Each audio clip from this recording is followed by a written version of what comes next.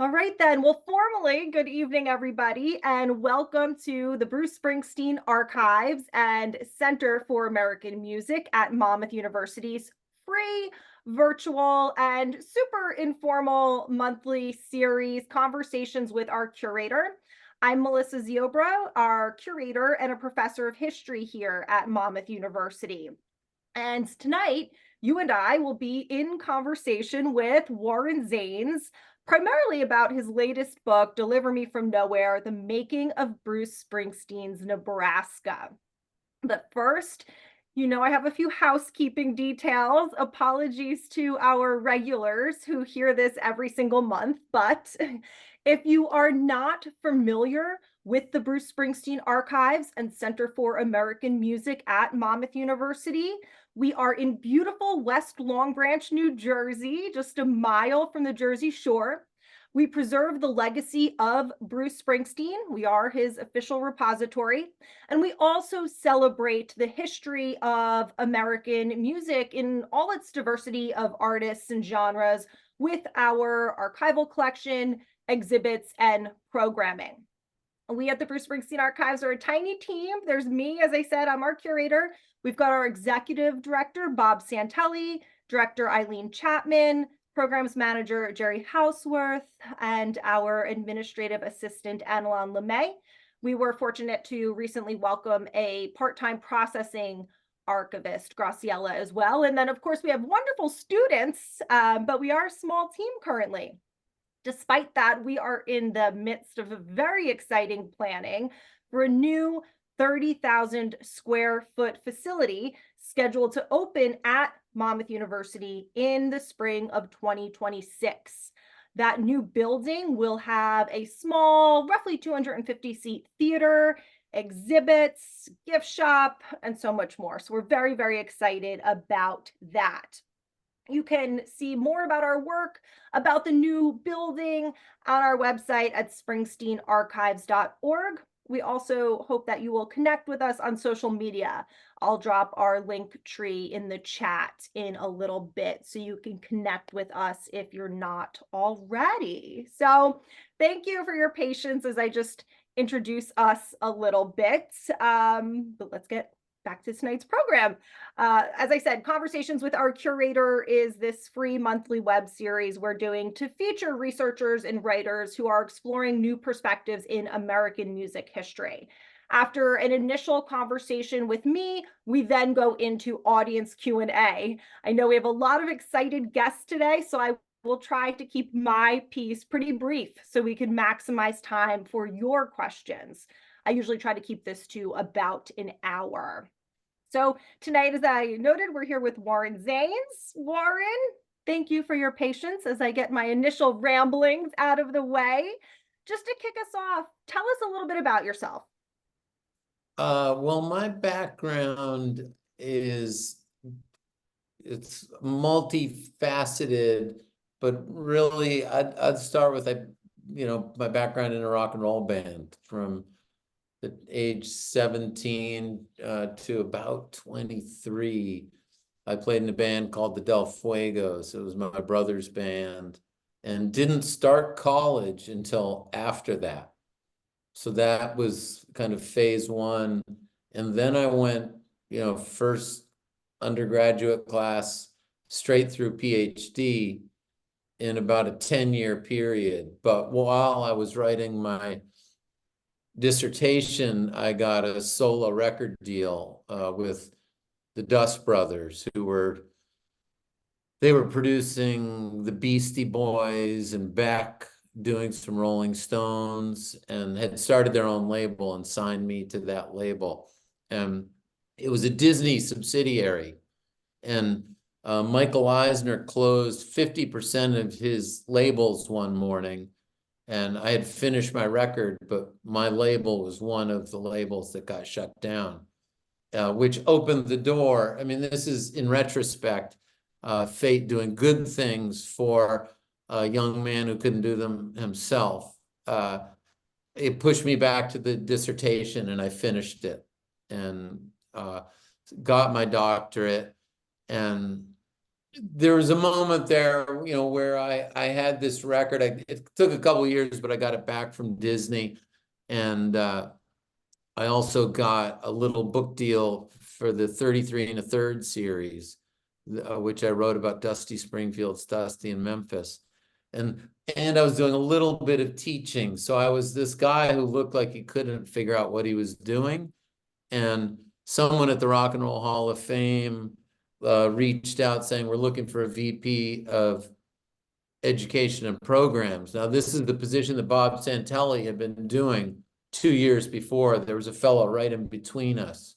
And from their perspective, I didn't look like an aimless person. I looked like I was doing all the right things. So there was like one job in the world where it looked like I was prepared for it. And thankfully, they called me. They read an article in the New York Times about me and my brother. There was a Night on the Town with series and Sunday Styles in the New York Times. And I got that job. And from that point forward, I was writing, teaching, occasionally making a record. I started working in documentary film. And, you know, I've just been real fortunate to be doing all those things on and off still. And also, you know, raising a couple of kids. So that's me, you know, a guy who's been lucky enough to stick around music. It's a rough business. For me, it got a little less rough when I became more willing to be something other than just a musician, you know, museum executive, teacher, writer. And it didn't just, you know, for me, it got richer. I love that. And I love your humility there, because you've really built such a tremendous career for yourself. Here's a question you might not get asked frequently. What was your dissertation title? Um, Oh no, I didn't mean to stump you. I'm thinking, because I saw it out in the garage recently. Tells you something if you keep your, I found an undergraduate dissertation, 2 master's projects, and then a PhD dissertation. But it's on what I call the new regionalism.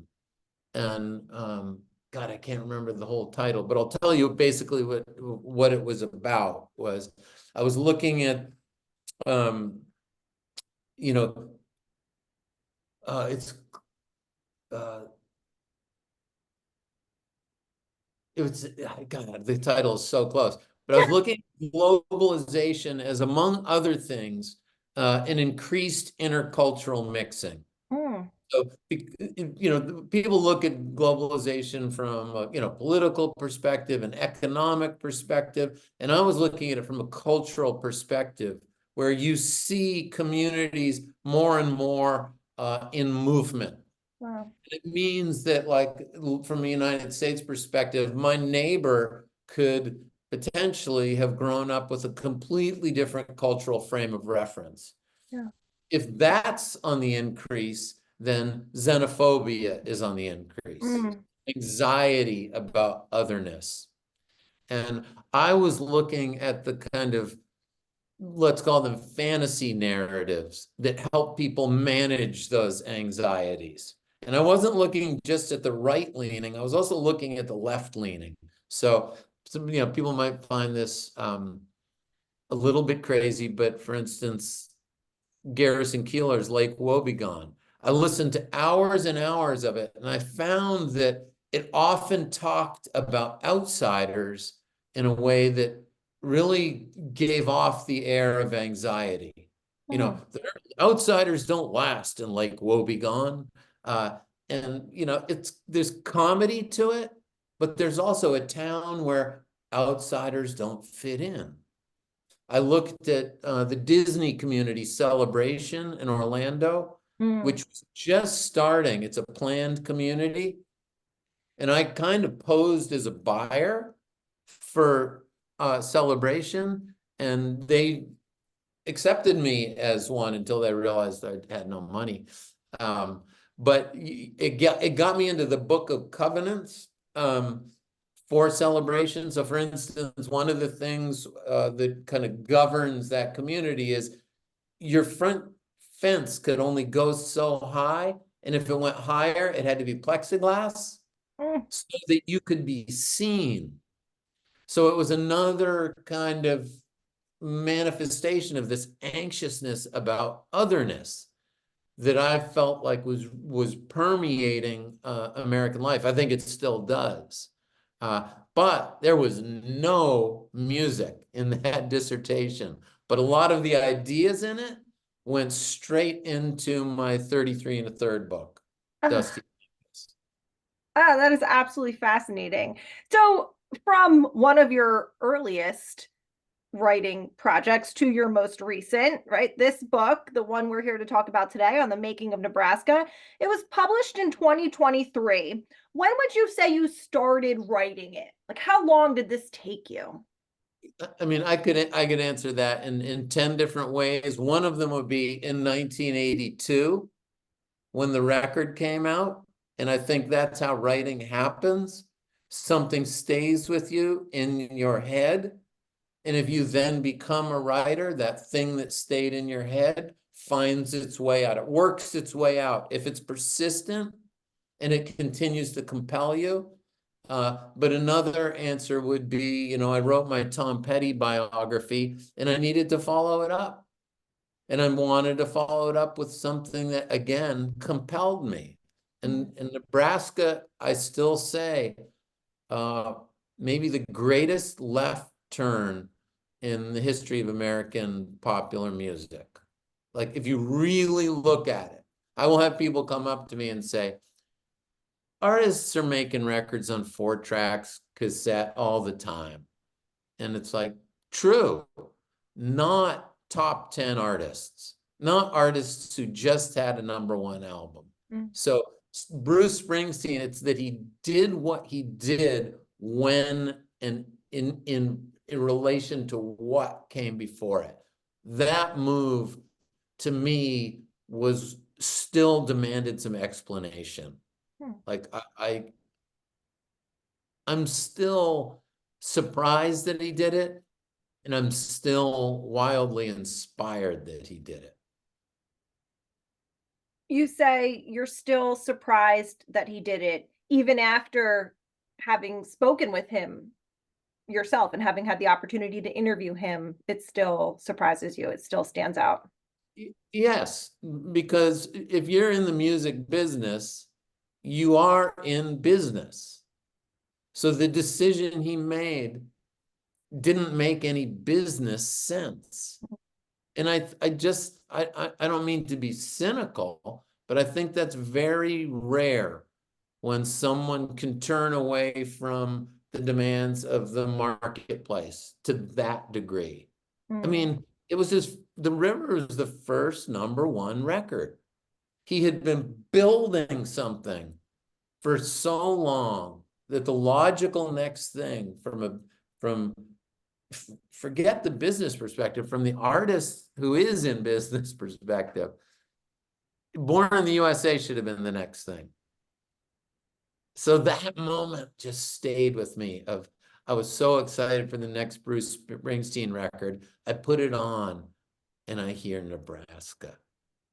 And it just put me in a spot of, I do not understand what this guy is doing. What happened? And because I was already so invested in this particular artist, I kept putting it back on. Like, I don't think I would have done that for too many artists, but I kept putting it back on until it started to get into me. And as a result, I was having this different experience of a record than I had had. And it changed me as a listener, and it definitely changed my understanding of him. And it changed my understanding of what songs could do to me, how they could work on me. You just said that Bruce was building something, but he was a little uncomfortable with what he was building in some ways, right? You explore that in the book. Yeah, absolutely. And I really enjoy getting I'm sorry that I'm being chased by the sun here, so I'm going to be shifting, or I will be blinded. I really enjoyed hearing, interviewing John and Bruce on the topic, and John Landau is so good talking about Bruce's resistance to singles and his ambivalence, like true ambivalence about success. Uh, so he was hovering in that space between, like having some sense that he could take it to a larger, quote, arena, unquote. And he was wondering what he might lose there. It was funny I was down in the archives today, and the number of articles that start pointing to this early on, like, can he remain true to himself? It wasn't just that Bruce had those feelings, he was getting hammered with it. Because the second you position yourself as an authentic voice, everybody's ready to like see you, sell out, be untrue to yourself. Even like believers are almost, they want to be in both lines. I want to be in the potential skeptic line and the believer line. And they inhabit both places. So there was some pressure. It wasn't just the pressure he put on himself. It was the pressure that was on him as this, quote, authentic American voice. And Nebraska took him right out of that game.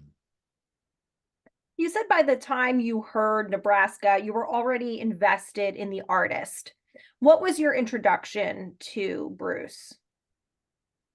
Well, I feel like my mother's record collection was very important to me and to my siblings. And she had, we lived on one floor of a house in Concord, New Hampshire, and she had records. She had Dylan, she had the Beatles, she had Ian and Sylvia, she had Pete Seeger. And on the second floor of that house, my uncle, who was kind of a hippie, drove a Triumph motorcycle. He listened to oldies radio. So we were getting Little Richard, Chuck Berry, Buddy Holly from above. And I feel like all those things together were preparing us for artists. And Springsteen was key among them. So Springsteen comes along and it's like, okay, great. This doesn't belong to my mother or to my uncle. But the things we love in the treasure trove of their music, the spirit of that is in here. Mm. And so, we're off and running. And, God, I think music will never mean more than it does ages 12 to 18. And Bruce had a kind of romanticism, album 2, album 3, the romanticism there was so appealing. It's funny, like what comic books at different times have done to young people to give them a place for their imaginations to really run. Springsteen was that times 10 for me. The second we moved out to the country when I was in 4th grade, and we would get milk from a farm down the street. And so it meant that my mother was ready to go, oh, I got to go get milk. If nobody was home and she goes to get milk, it's like Thunder Road's on and you're singing along with it with one eye on the driveway to make sure you stop before anyone comes in the house. Like, God forbid they see how much life is in you. But the romance in those things went beyond any romance I knew from my uncle's music or my mother's music. And then the hook was in, and Darkness on the Edge of Town timed out perfectly with my developmental trajectory because, there I was into that darker stuff of early adolescence where, is that all there is? And, sometimes the answer is yes, that is all there is. So now what are you going to do? And, you know, his questioning, the way his questioning developed across the records and the moments where he affected a kind of release from the heavy questions, where he'd go into the heavy questions, I knew by the time I was putting the needle down on Nebraska for the first time, I knew this artist was important to me. I knew he was changing on some level in sync with how I felt I was changing.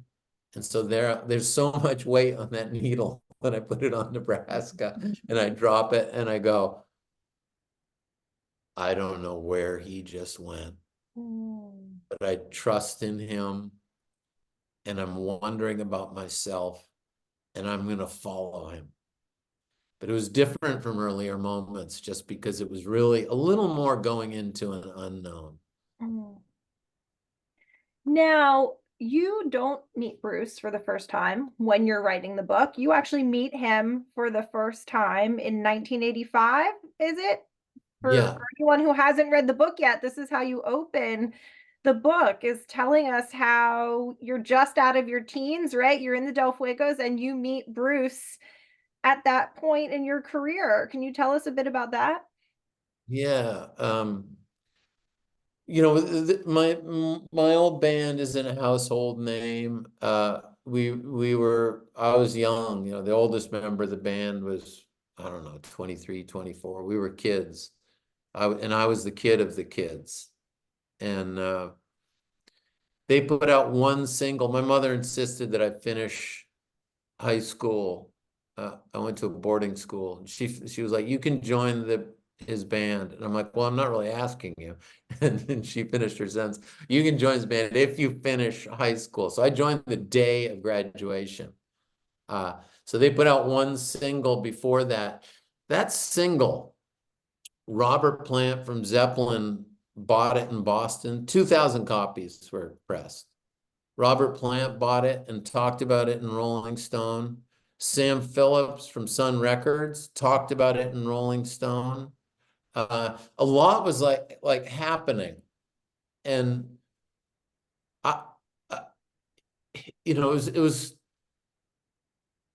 maybe by the time Bruce comes and gets on stage with us, we're on a bit of a mystery ride already.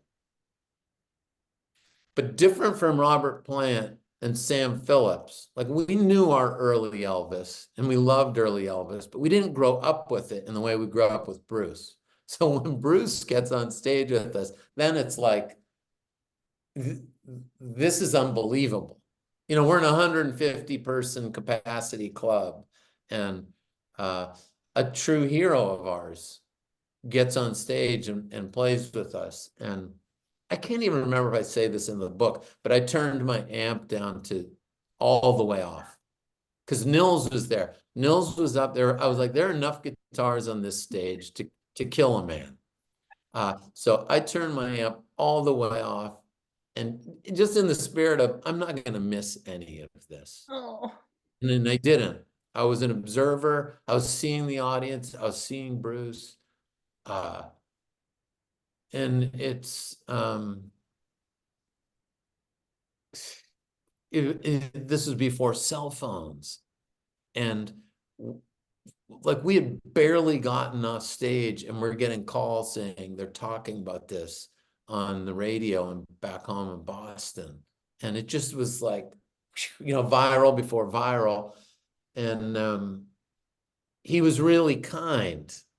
And this is not, if you look up dictionary definition of the rock and roll star, I don't think they start with kindness. So I think he remembered being, a young fan, and he knew that's what we were. He was just really nice to us and made it easy, which might sound crazy, but it can be intense in a situation like that, but he made us comfortable. We went and we did it, and then I didn't have contact again till I was working at the Rock and Roll Hall of Fame. And I wanted him to come in for a Lead Belly tribute. And I never heard from John Landau management. And a couple months later, I was down in the mailroom and somebody said, "Hey, you got a letter from Rumson, New Jersey." And I was like, "I think there's only one person who lives in Rumson." And it was this amazing card. I just found it down in my basement. I don't save too much stuff, but I found a picture of me with Bootsy Collins, an apology note from Richard Hell, and then a card from Bruce Springsteen. I guess those are the three things I saved aside from pictures of my children. Quite the collection. Are there any photos or recordings from that night in 1985 when they joined you on stage? No, No. no, there must be a God. So Bruce was on the Born in the USA tour at the time, but you remember thinking, that's the guy who wrote Nebraska, right? That's what was immediately in your mind because that album had made such an impact on you. Yeah, that's the guy who made that choice. And by that time, we'd made our first record. And we knew about some of the pressures you feel, whether it's from a manager, from a record label, from within the band itself. And to see an artist go against all those pressures and say, this is what I have to do now, and I'm going to do it, was wildly empowering. It's one of those, there are moments where it all comes down to the art. And that might sound a bit romantic, but that's how I view Nebraska. No, and I think He had one concern, and that was what he needed to do in that moment. your experience as an artist, I think, makes you uniquely suited to understand that and to write the book the way you do. Um, I'm sure everybody who has self-selected to be here this evening knows the rough outlines of the story, right? Bruce is in one of his loner periods, as Warren writes, following the river tour, and he records what becomes Nebraska as demos in a rented house. The band tries to record them, they just can't get the sound down right, and somebody winds up saying, "Well, just release the demos." Warren, can you talk a little bit about this legend? Who first says just release the demos? Will we ever know? I mean, I like what Bruce finally said, when I was saying, hear what different people said. He kind of looked at me and said, "Well, it would have been up to me, right?" I'm like, that's kind of the tiebreaker right there.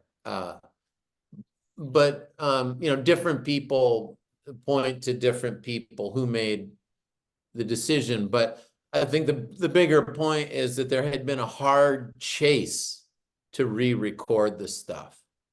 Which, why is that important? It tells you that Bruce didn't record this thinking he was making a record. So it's the one official release that he made not knowing he was making an official release. And it tells you something about what people can do when they feel unwatched. In studios, I wrote this book twice. I wrote one that was much longer, and my editor and my agent both said, "We don't think this is the book you were contracted to write." And it was a hard day, and then I got back to work and I wrote this second book. But in that first book, I wrote a lot about the studio. At least it used to work where red light would go on if you're recording, and so it's like the scene of a crime, you know, an ambulance. Yeah. So a singer's supposed to get into their body, into the emotion of the song. You know, I wouldn't call it a meditative state, but you really need to get centered for a good vocal performance. And there's this red light. So the studio is an environment where it's hard to do what he did in a bedroom, thinking he was just making some scratch demos. And something happened that he heard that he couldn't reproduce, and he knew it was the right way to hear it. But the right way to hear it was also flawed and unfinished. And he chose, I want people to hear it this way over finishing it, over making it just right. And this over time, I think, has mattered more and more and more, because we're in an age where everyone, and this is everyone who is recording digitally, can fix vocals, can move a snare beat around, and everyone is doing it. You don't hear people sing out of key in the same way. So we become less familiar with what it sounds like to hear mistakes. And sometimes the mistakes carry a lot of emotion. And in Nebraska, for the musician community, I think it's been this constant reminder of sometimes the flawed take is the best take. And in a digital age, I think that's counterintuitive. I love that. Well, I will put the rest of my questions to the side so that I can start to get to some audience questions. We've had some eager folks already drop them in the chat. So I'm going to start with the ones that are in the chat. For the rest of you, you can type them in the chat and I will gladly read them for you. Or when the opportunity presents itself, you can unmute and ask. Okay. I just remind everybody that we are recording. So if you are in witness protection or playing hooky from work or something, just remember we are recording. So, you know, keep your camera off if you don't want to be seen. First question is from Betsy. Hi, Betsy. Thanks for being with us. Did anyone at the time besides Bruce understand what he was doing? Or was there anyone who did understand that really surprised you as you got into it? At the time of recording, I don't think Bruce understood. I think the material was coming. I think you can point to Stolen Car on the river and go, there are suggestions of where he's headed in these stories that are without redemption. You know, they're pretty dark endings. But I think, again, the point was to re-record this stuff, to make Atlantic City as a band record. So I think it was gosh, and this is like a lot of recording and a lot of Bruce Springsteen recording is he doesn't tend to go in knowing what he's doing. He goes in to find out what he's there to do. And so he often over records. You know, Petty sometimes would go in, I need 12 songs, I have 12 songs. Sometimes I said over record, I mean overwrite and over record. Bruce has done that so much, like creating big piles of songs and then finding the album in them. And the only way you can do that truly is if you don't know what it is you're after. Like the versions of Born in the USA. I was just writing about this. It could have been so many different records. I was saying to Bruce, like, Born in the USA has such a cohesion to me. It really is like beautifully sequenced. I feel like it moves emotionally, and it feels like it's all of one piece. And he says, it's just what I had lying around. Like, so I don't think anybody knew, not when he started putting the songs down, but by the time they held that cassette up and said, this is the record, he knew what he was doing. Does that answer your question? Hi, I'm Betsy. I'm the one who asked the question. And that is a great answer. And so I'd love to let it stand. I also wondered when he did release it as an album, I know that, and you've talked about, there are people who thought he was nuts for doing it. Were there people who were like, I see why he's doing this? And among those people, were there any of those people that, as you did your research, surprised you that they were like, yeah, I can see why he released this album right now? Well, I included artists in the book to kind of embody that. So Roseanne Cash is one good example of, she felt like she was already a believer, and that one just sealed the deal for her. But I also find there are a lot of people who say that's their favorite record, and I still don't totally believe them. It's a hard record. It's a hard record. And if Born to Run's your favorite record, for instance, or Tunnel of Love, well, Nebraska's different. You could say Tunnel of Love is related, but bottom line, that time in terms of tempo, it's locked. Tunnel of Love is locked in. All the performances are. It feels to me like very conscious arranging. It doesn't have the mistake quality that Nebraska has. But I think a lot of artists I talked to Richard Thompson, I talked to Patty Griffin, Steve Earle. I think a lot of people had that feeling of, I didn't know you could do that. And suddenly their possibilities got way wider. And so it's hard for me to speak for everyone, but I know in the artist community, there was that immediate understanding of this guy did the thing he wanted to do and set aside, as I've said, the demands of the marketplace, the demands of, a kind of career trajectory as generally conceived. And it was a moment.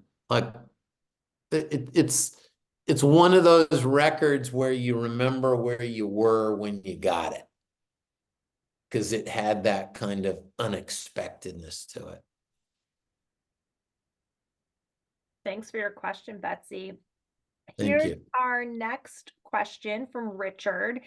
In your conversations with Tom Petty, did he ever cite what Bruce did with the Nebraska album as an inspiration for what he, Petty, did with the Wildflowers album? There's a lot of artistic similarity with the artists stepping away from their bands to create solo albums. Yeah, well, Petty had already done it with Full Moon Fever. And when Petty stepped away from his band, the thing that happened was he still called them up and they came into the studio. So Mike Campbell was always there with Petty, and Ben Montench would often be there. So there is no parallel. And as I was writing the Nebraska book, believe me, I wished I could ask that question to Tom Petty. Because he's a really thoughtful, really smart guy. And he and Bruce had a friendship. In the Petty book, I talk about when Bruce was out in LA and he called up Petty, and Petty had just gotten his first Camaro. And they went driving, and they went to Tower Records on Sunset. And they got 5 8-tracks, and Petty could not remember all of them. except the Stones 12 by 5. And the song Congratulations came on, and Petty said, Bruce raised his hands up and said, you can take me now. And Petty said, I always loved that. And so his affection for Bruce, I think that was a two-way street. You know, Jimmy Iovine was a binding figure there, because Jimmy went from Bruce world into Petty world, with that, the Patti Smith Because the Night Happens, but then he was like Petty's guy.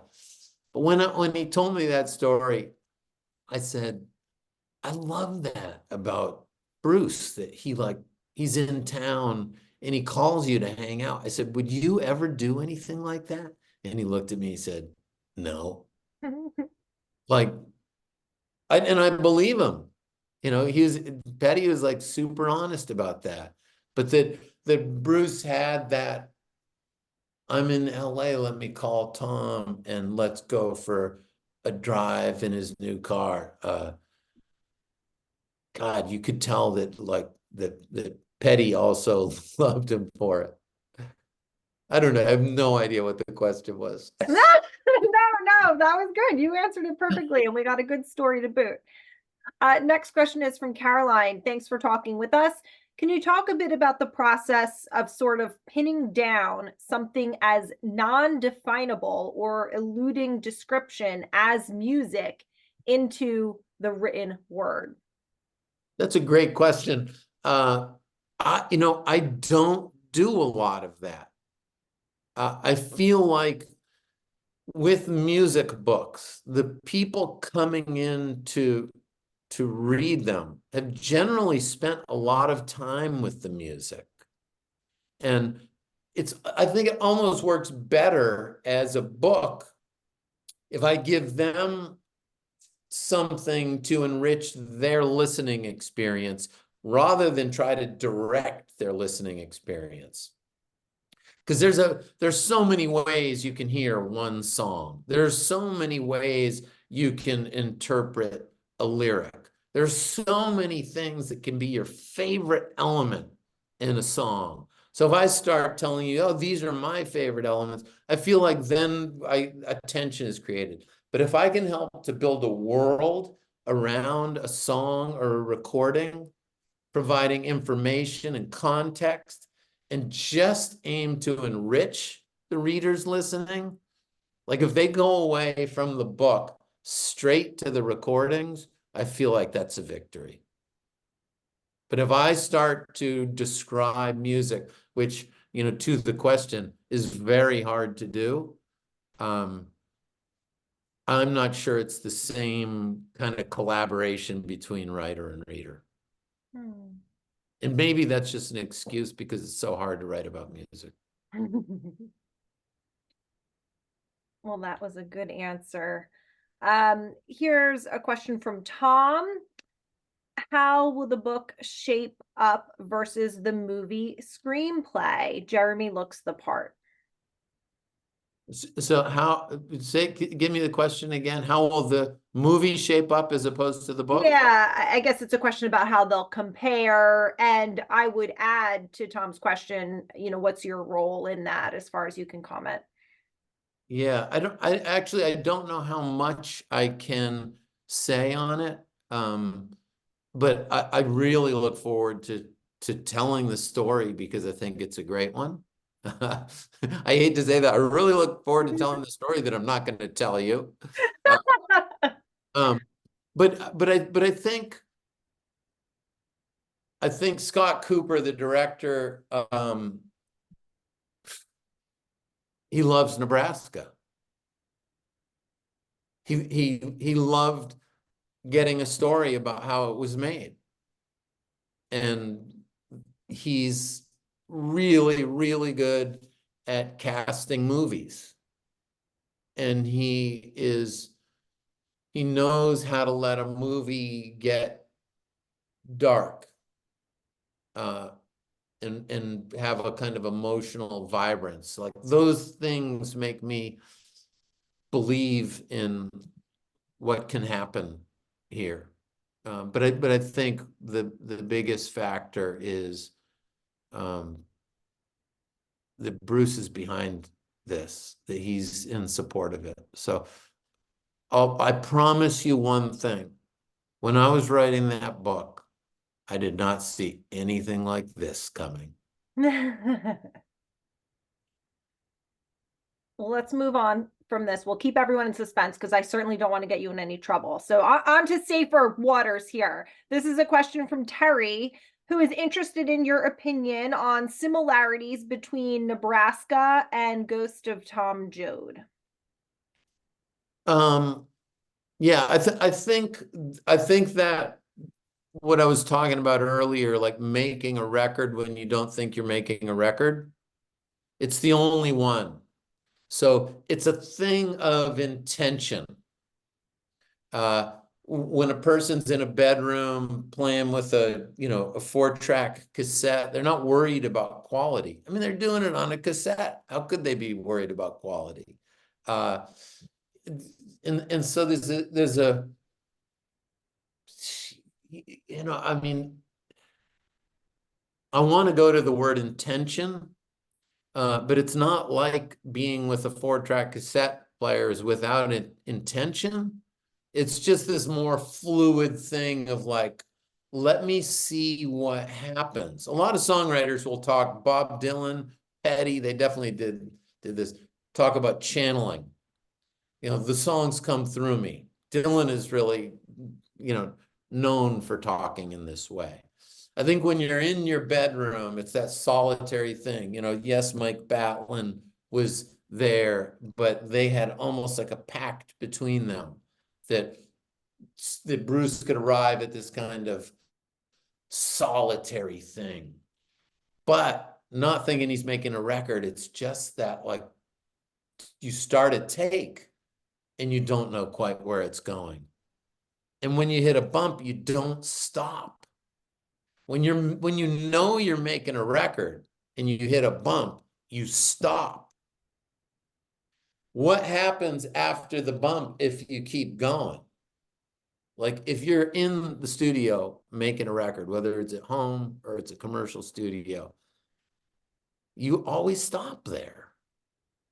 And you don't get to know what happens afterwards. And it makes good sense that you stop there. Because you want, ultimately, this is art. It's about communication. So you want to create a really legible recording of a song that you've worked hard on. But when you're in that demo spirit, it's just different. So it's not intention. It's just this kind of, let's call it an openness. There's a radical openness when you think you're not making a record. A radical openness. I like that. Here's a question from Lee. Why was there such a struggle for the Nebraska songs to become a full band album? Later, some of the songs like Atlantic City and Johnny 99 have become these, real full band concert songs, and those versions are much loved by fans in that way. So why did that not kind of click when the songs were new? Well, I just wrote a piece that I think things change with Nebraska, and I think Born in the USA is part of it. I think everything moving forward. But when Bruce is in the room by himself, a guy who's been, he's been in folk clubs with just a guitar. He's had that experience, but mostly he's been a band guy. That's how we know him. And coming out of the River Tour, it was like, you got to see Bruce Springsteen and the E Street Band. It was a band thing he was best known for, right? So suddenly he's in the bedroom by himself, and his voice, he does not have to push to get up and over the sound of a band. Mm-hmm. His band can kind of drop down into the middle of the recording. It can do things he could never do with a band. It can have, you see the writing change. There's no mistake that he's thinking about Flannery O'Connor. He becomes more like a short story writer. Think of Highway Patrolman on Nebraska. And he's always been like a writer's writer, but it's like he really becomes that short story writer, and he can become more of a storyteller when there are no musicians there, and the voice can take up that kind of middle of the recording space. And when it doesn't take long for a songwriter to get used to that. You know, it's a good feeling. The story I'm trying to tell is situated right in the middle, and it's not fighting with anything. You know, there's a beauty of a lead singer fighting to get up over a band. There can be a euphoria to it. But if you're trying to tell a quieter story and you're alone with yourself, you're going to feel that. And I think what happened is like he gets into the studio, and it wasn't about band or no band. It was about story.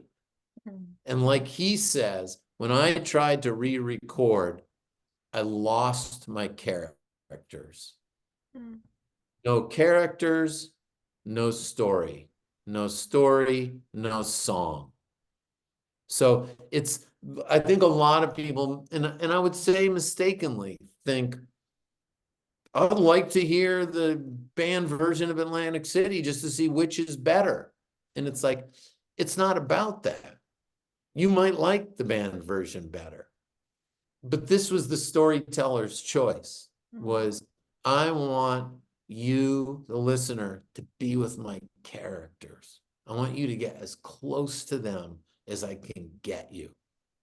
And if I put saxophone on this, or if I put an electric guitar and drums, something's going to come between you and those characters. Okay.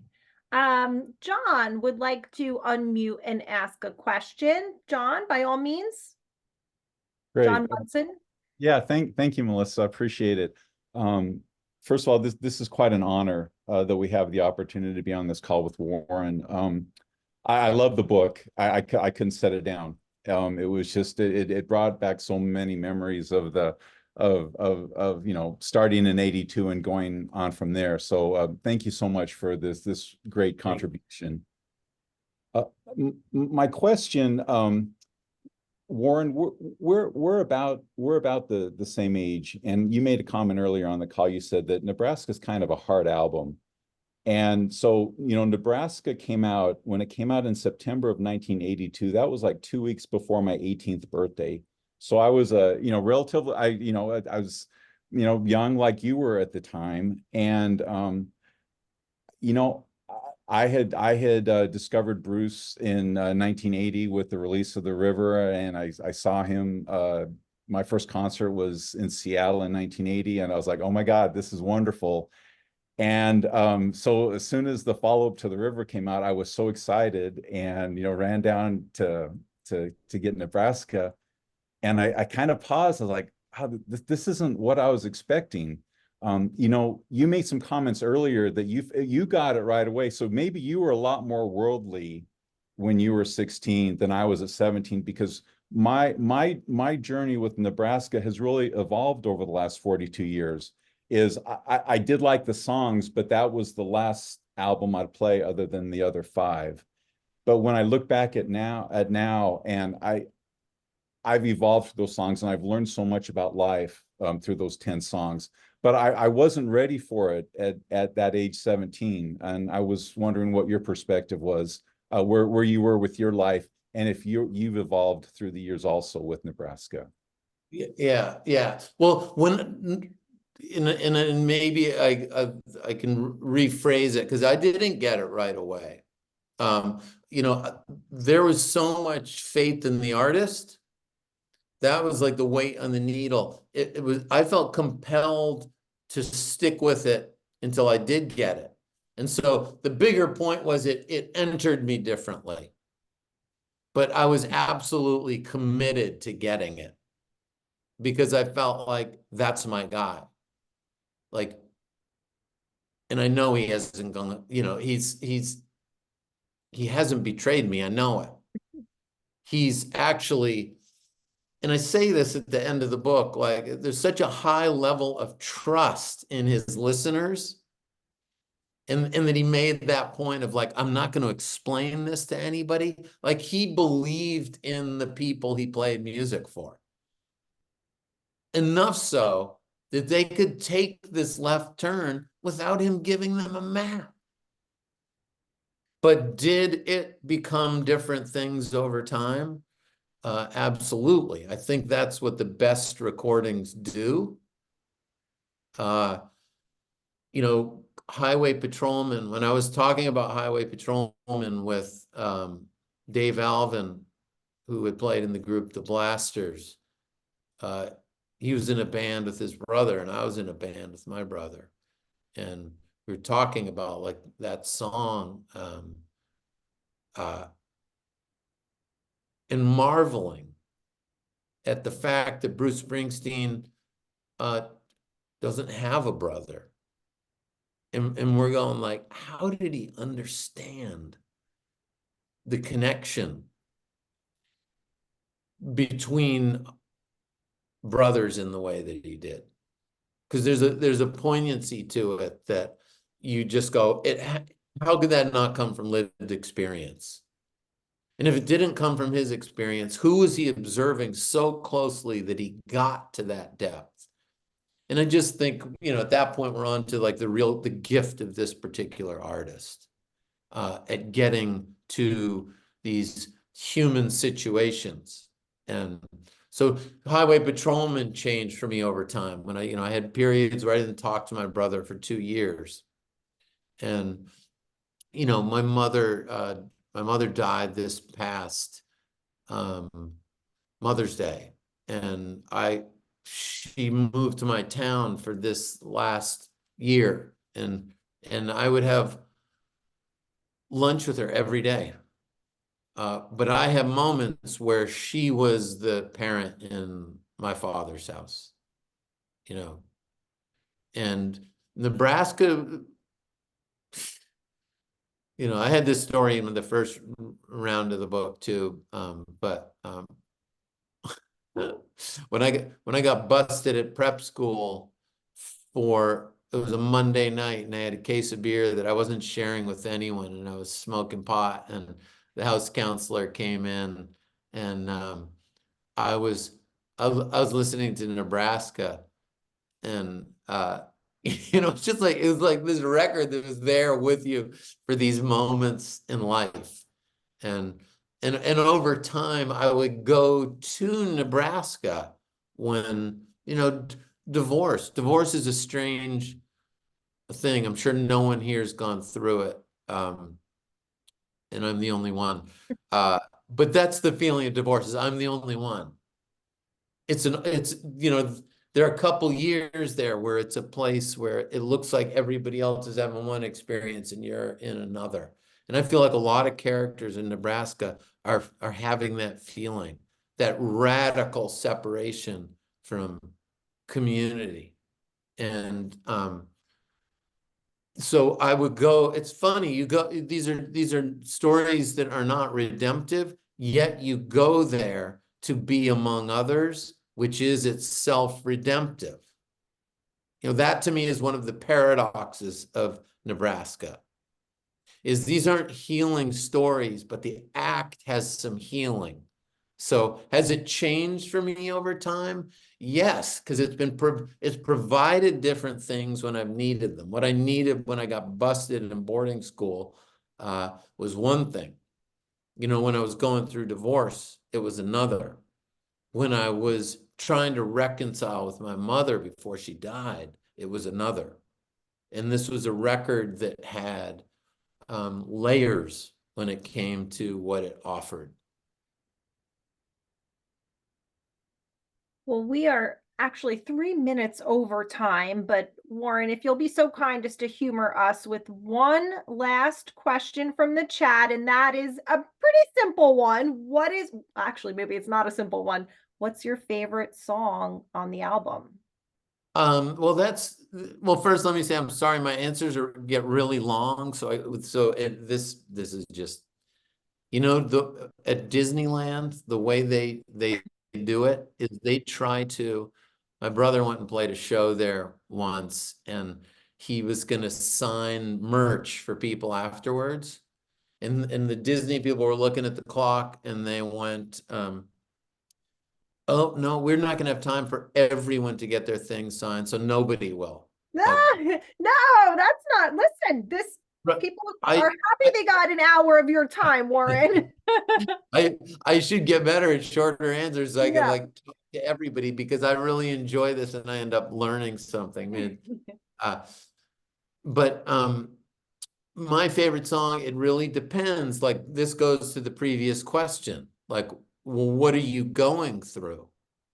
You know, are you in touch with, you know, let's say as a parent, there are times I have not been the parent I want to be. You know, my kid does something and I get angry in a way that a kid should not have to deal with that. It's my stuff spilling out onto them. There's a way to discipline without getting angry. And it puts me in touch with, like, there's a violence in me. Well, that's like a Nebraska kind of moment, you know? And obviously highway patrolman is so much about the familial constellation. You know, when my father died, this is somebody that I met a handful of times. You know, that was a hard song to listen to from the first time. So it shifts around. It depends, you know, it depends on what kind of trouble I'm in. And you know, I don't think getting in trouble is going to stop for me. Quite honestly. So, you know, I'm going to have new favorite songs down the road just because the shit keeps coming. Well, that is the perfect place to end. We could not have planned that better, Warren. Thank you so much for your time after a long day in the archives, no less. Thank you, everybody, for joining us. Remember, please, to keep in touch. Our website is springsteenarchives.org, and you can connect with us across all of the social media platforms. We have so much going on. We want to keep you posted on our building updates and all of our programming. We actually have 2 of these free author talks next month. One is with Holly George Warren, who will be discussing her books on both Janis Joplin and Dolly Parton. And the second one is a surprise. I'll be announcing it in the next day or 2. I think you'll be very excited about it, though. So again, Warren, thank you. You are fabulous. It was an honor to have you. Thank you. And if people had questions that I couldn't get to, try me at my website email, and I'll get back to you even if I'm slow. I don't want to be the guy who talked too long, left anybody out. And thank you everyone for coming to this, and thank you for hosting. And you know, here's to a very special archives. Awesome. Thanks. And if you haven't already, you're going to go out right now and order Deliver Me From Nowhere, The Making of Bruce Springsteen's Nebraska by Warren Zanes. Thanks so much, everybody. Have a great night. Thanks, everybody.